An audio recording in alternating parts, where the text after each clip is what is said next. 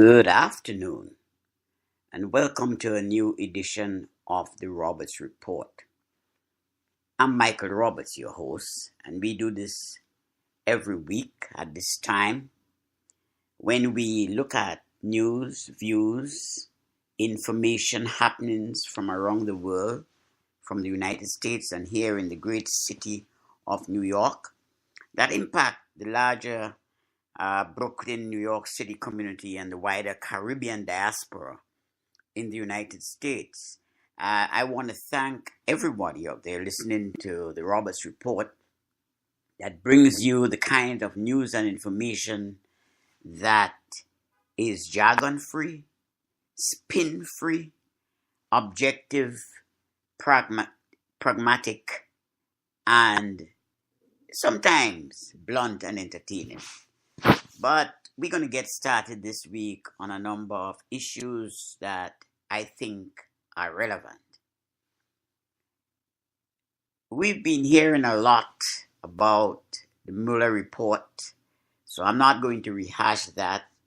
CNN, Fox News, MSNBC is replete with people pontificating, coming out of the woodwork, sundry experts, and all that kind of thing that really, quite frankly, has gotten to the point where there seems to be a fundamental obsession, a fixation with things Russian.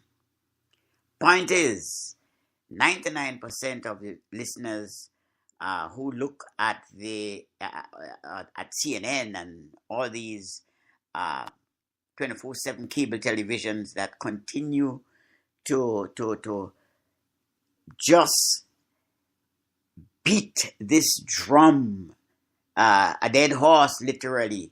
The fact that Russia is not responding is lost on them. They continue to just take this story and blow it into out of all kind of proportions. But let's just debunk some of the myths as we do on the Roberts Report as to what is going on. Let's just take it simple. There's an allegation supported by reports from the United States intelligence community that Russia meddled in the 2016 presidential election. That was a contest between Democrat Hillary Rodham Clinton, in my view, the most qualified and prepared candidate in a generation, bar none, and of course the enigmatic Donald Trump, a first-time political campaigner, first-time presidential candidate, and gadfly in the political spectrum. He rose to fame, claiming that former President Obama was not born in the United States and in fact was born in Kenya. The fact is that President Obama's father was born in Kenya and is Kenyan. He soon passed on, but Donald Trump took that inaccuracy, and I'm being very generous by calling it an inaccuracy, to the Senate. And that is what gave rise to the birther movement. So that is the historical context of a Donald Trump. And of course, he did what most Republicans did not do. That is to tap into the sometimes genuine anger, especially of the white American working class and those in the farming communities in the Southwest and so forth. He tapped into that anger.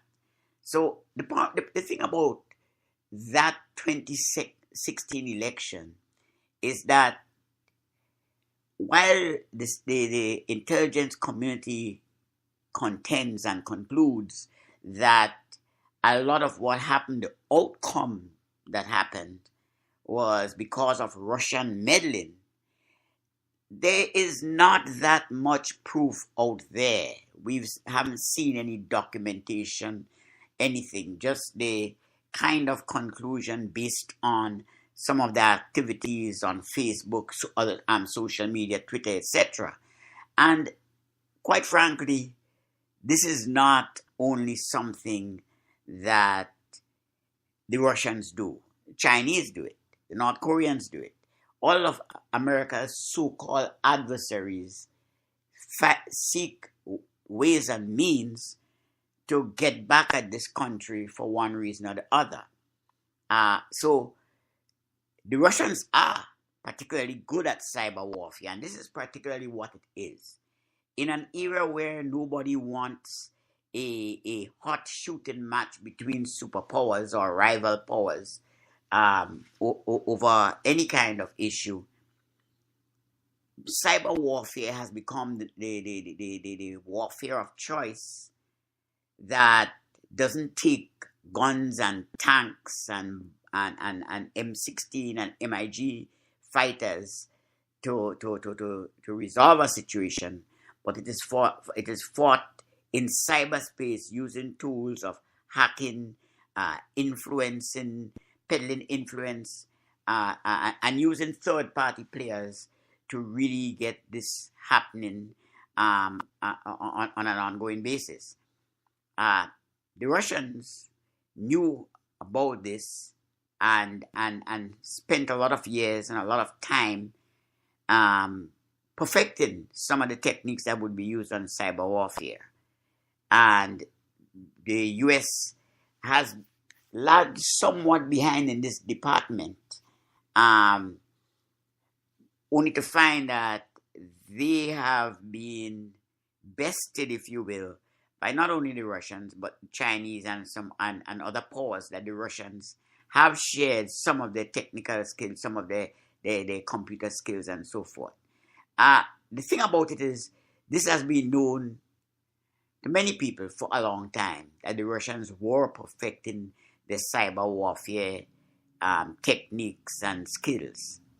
And just like 9/11, the US got caught with its pants down.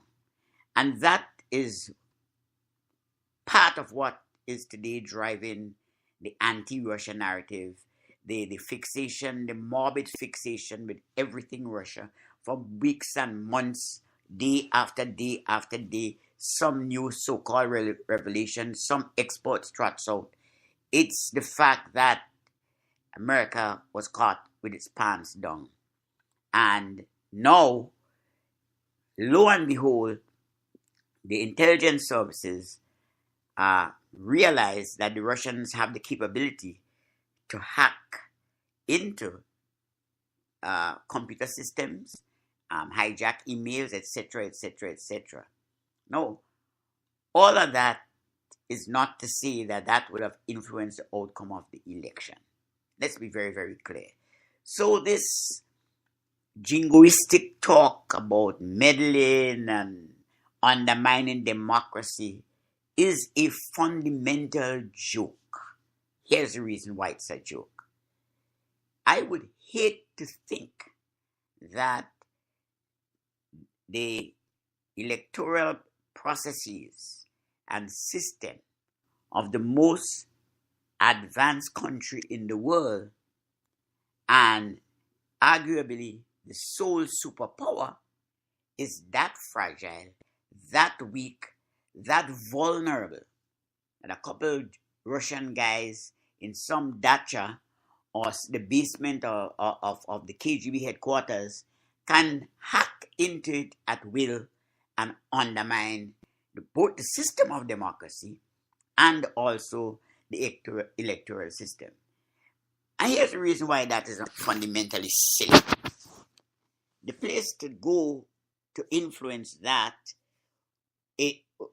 let me back up. That would be possible if presidential elections were determined by a simple majority, 50% plus one. It's not that. It's a numbers game where candidates rack up electoral college delegates who vote and cast the vote for a presidential candidate based on their state's constitution and electoral processes. Let me explain what I mean by that. If New York State in an election cast the vote for Hillary Clinton and she wins this state, it's 29 electoral college votes goes to her because our state, New York State, has a winner takes all process. Other states, albeit few states in the union, have proportional allocation of electoral college votes based on the amount of votes the candidates get in the general election. Now, in order for the Russians to influence the outcome of a presidential election like the one in 2016, simply hacking into the DNC's email server is not going to cut it. They would have had to have hacked all of the voting machines in many different states where people pull levers or use sliding paper bars, etc., to influence that. In short, the Russians would have had to have done something that influenced the voters to vote in a different way. Barring that, they would have had to have done something to tinker with the physical machine process so that votes went a different way when the voter voted at the machines. You understand what I'm saying? So, to say that they meddled in the elections is a stretch from the point of view of practicality. But here's the problem. Most of people across America are not going to question, period, anything or intelligence departments say. And they've gotten it wrong many times, and their actions have led us into war. The unending war right now in Iraq is a consequence of lies, deception, and poor intelligence that was given to President Bush. Remember? They're the ones that said and told us that Iraq had weapons of mass destruction, had chemical weapons, etc., etc., and that they were on the cusp of being able to deliver these chemical weapons and biological weapons, etc., and weapons of mass destruction on the tips of Russian Scud missiles. No lesser person than the former youngest four-star general in the history of the United States Army, General Colin Powell, then Secretary of State Colin Powell, testified in the United Nations Security Council based on intelligence supplied by the same people supplying the intelligence to President Trump right now, that said beyond a shadow of doubt Saddam Hussein had weapons of mass destruction.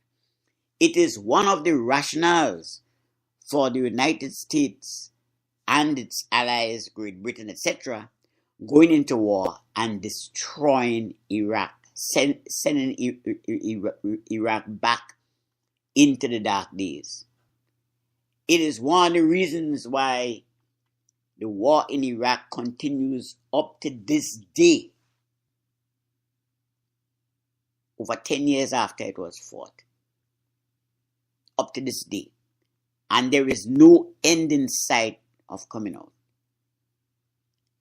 That was on the basis of the same kinds of intelligence reports that was given to President Bush that fanned the drums of war. Today, you find the intelligence community is outraged that President Trump has taken their assessments with a grain of salt. And for all the Democrats out there now singing the praises of the FBI, they must remember that it was the FBI that launched the COINTELPRO program against the black community in the 60s and 70s. It was the FBI that undermined the black liberation movement and processes in this country. So they're not lily white hands. So we should take those things with a very large grain of salt.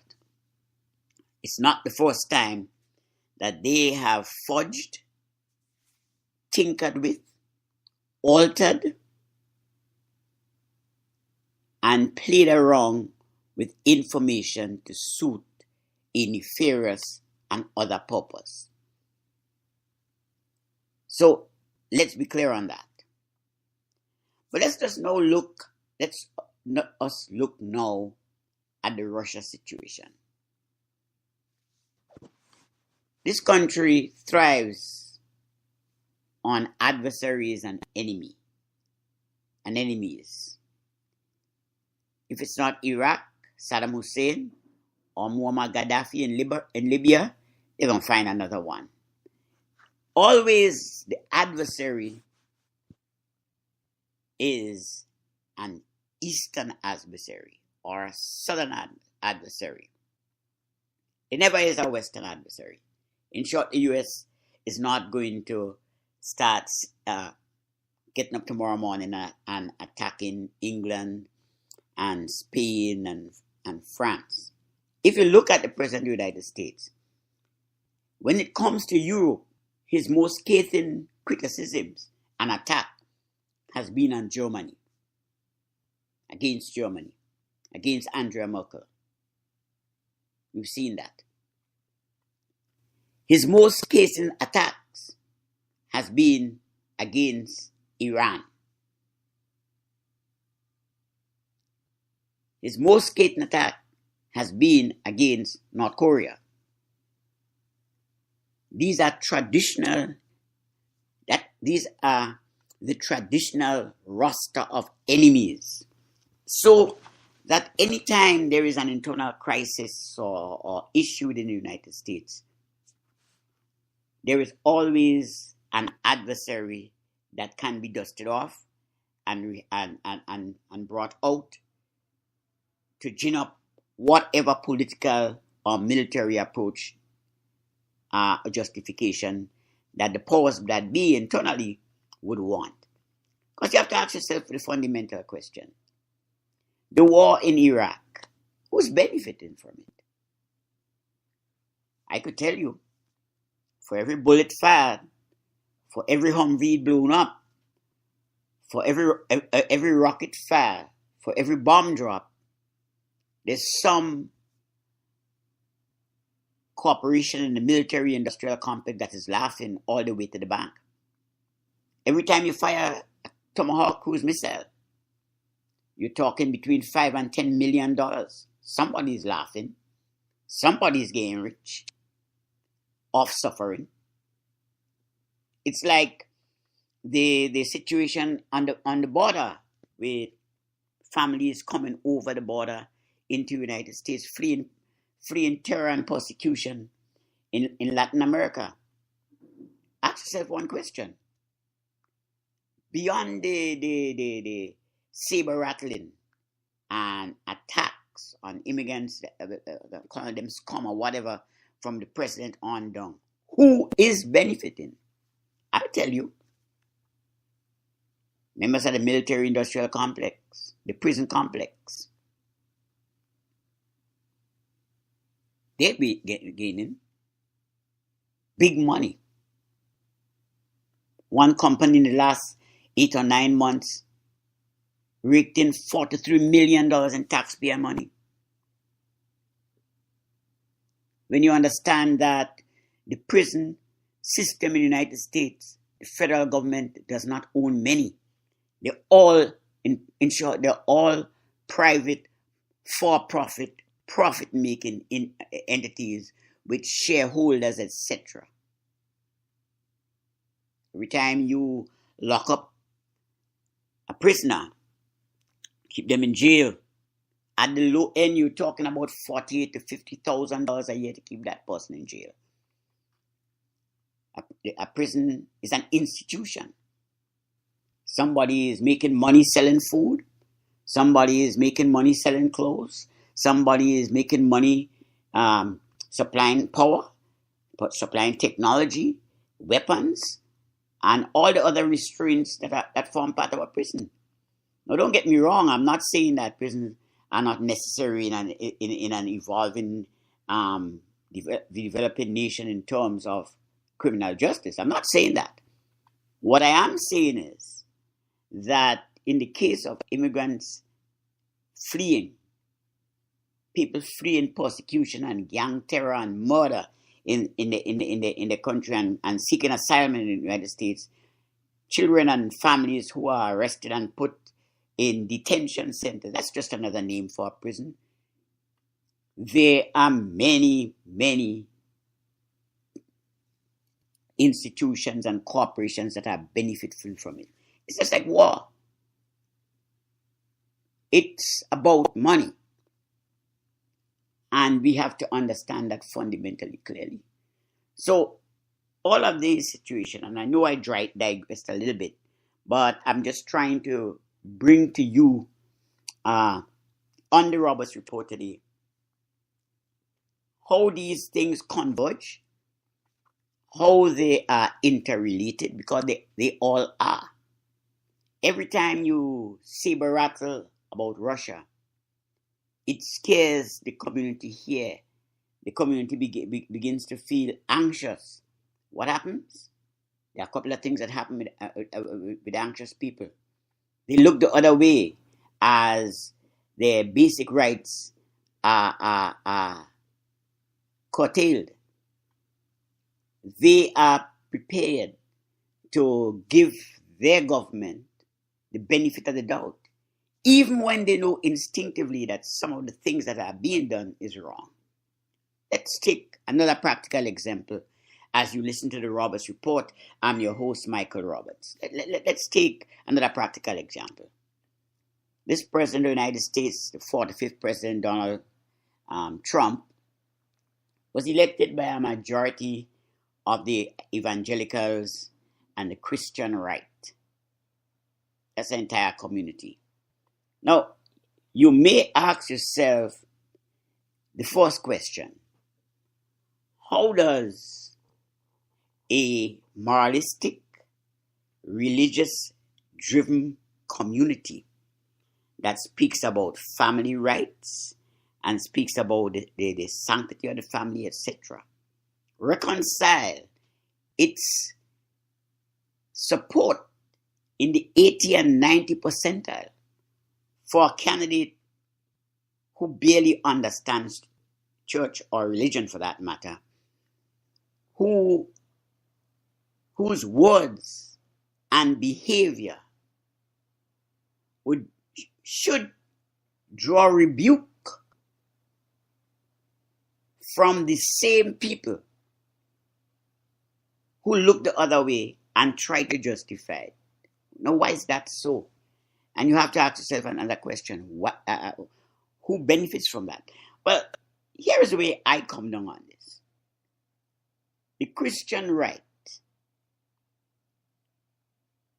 have now elevated the biblical book of Revelation, not as prophecy, but as a fulfillment today, as fact, as a programmatic fulfillment for the great day of Armageddon. So anything that it's a nihilistic look, and that word is nihilism.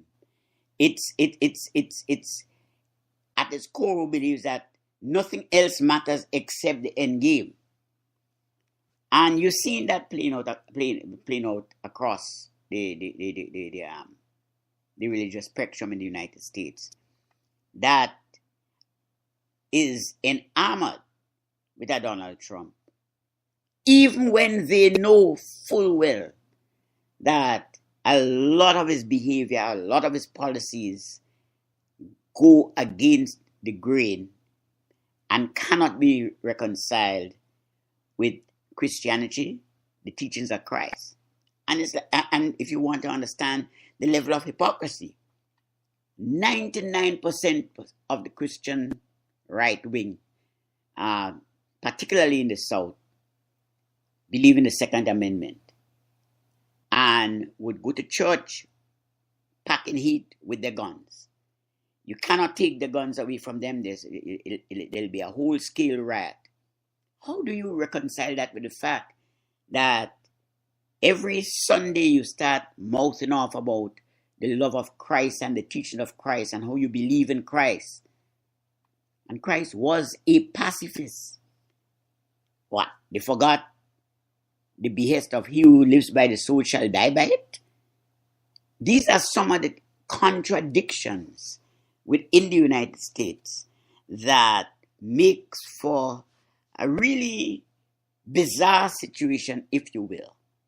And that's what's happening in the world today in politics. There's these conversions. There's these coming together of different currents, both sociological, political, and religious, that come together in a bizarre, crazy sort of modern day construct based on populism. And for those of you in another segment, I'm going to deal with the whole issue of populism as it works today. Populism is a political construct that where issues do not matter. It's about anger and a rejection of certain modes in society, etc. So these are all fundamental issues, and we are going to explore them in another edition, in future editions of the Roberts Report. You've been listening to the Roberts Report for today. This is July 31st. I'm your host, Michael Roberts. I'm also the president and CEO of Common Sense Strategies, and we are Brooklyn, New York's premier Caribbean American marketing agency. We can be reached at 347-279-6668, 347-279-6668, or you can visit us on the web at www.csg2017.com, and that's very simple. www.csg, shortened for Common Sense Strategies Group, csg2017.com. As simple as that. Thank you for listening, and tune in next week for another edition of the Roberts Report.